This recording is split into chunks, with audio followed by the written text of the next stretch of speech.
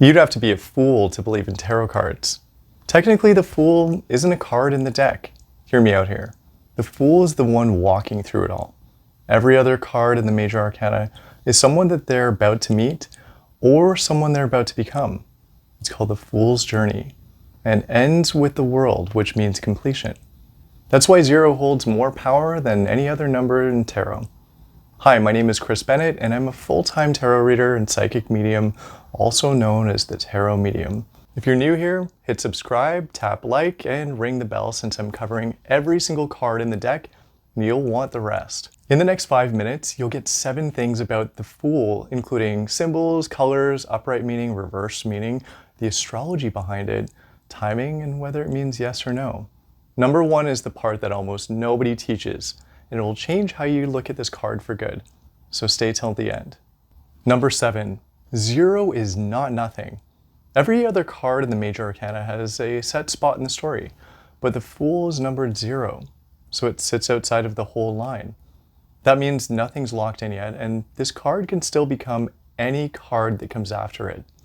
Imagine a soul that hasn't carnated yet, still ready to learn any life lesson that they're about to begin. Number 6, every object on the card has a job. Look at the white rose because it stands for pure intention, innocence, and it points to someone acting from an open heart instead of a plan. And that small bag on the long magician's wand technically holds everything needed for a whole life, so the past travels along even when everything feels brand new. And the dog at their heel, it's instinct, and also part alarm. Watch the red feather in the cap too, because it shows up again in death and the sun, following the same soul all the way through the deck. And that cliff is the unknown, and faith only counts once the ground runs out. Number 5, the colors work on you before you read a thing.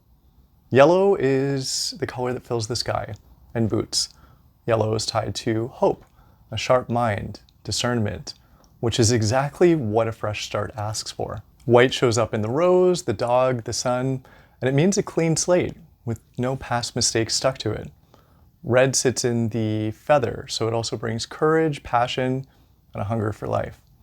Gray mountains sit far off, holding the lessons that haven't quite shown up yet. Number 4, upright, this card is a green light. New love, new city, a blank notebook, a blank checkbook. The leap of faith that you keep circling all come through here as well. So words that fit are beginnings, innocence, and a free spirit. And this card tends to show up for people who have already made the choice, but won't say it out loud. In love, it reads as fresh romance. It asks you to be seen before you feel ready. For work, it's money that could be showing up after a bold move. And it usually shows up as high risk, high reward. And it's after you commit instead of before. Number 3, reversed, it splits 2 ways. So here's where it gets interesting. One version is recklessness. You jump without looking and ignore what the fall costs you. Another version is staying frozen. You stand at the edge of the cliff scared of the drop and you never actually move. Fear hides in both of those, since rushing can be its own way of avoiding the considerations. Number 2, planets, Aquarius, and the trickiest timing in tarot. The Fool belongs to Uranus, which is the planet that shakes everything up, and Uranus rules Aquarius. Air ties it all together, meaning thought and breath, and the sudden gust that can change your direction without warning. Timing gets a little slippery here, and I read it as event-based instead of calendar-oriented. Things move when you stop waiting for the perfect moment.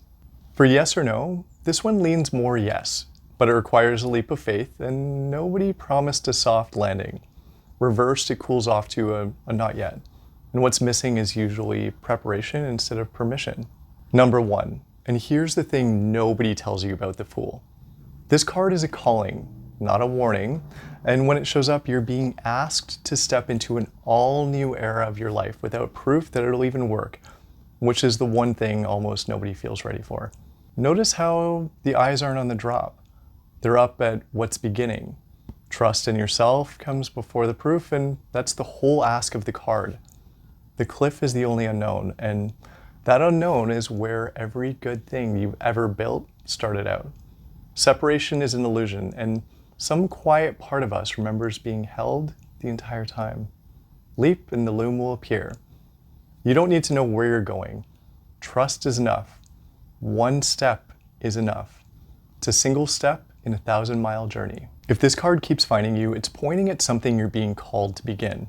Go to thetarotmedium.com where you'll find the full written meaning for every card, and a free tarot course where you can learn to read for yourself, and a booking page if you'd rather look at what's ahead of you with me. Thank you so much for watching. Tell me in the comments, what's the leap of faith that you keep circling?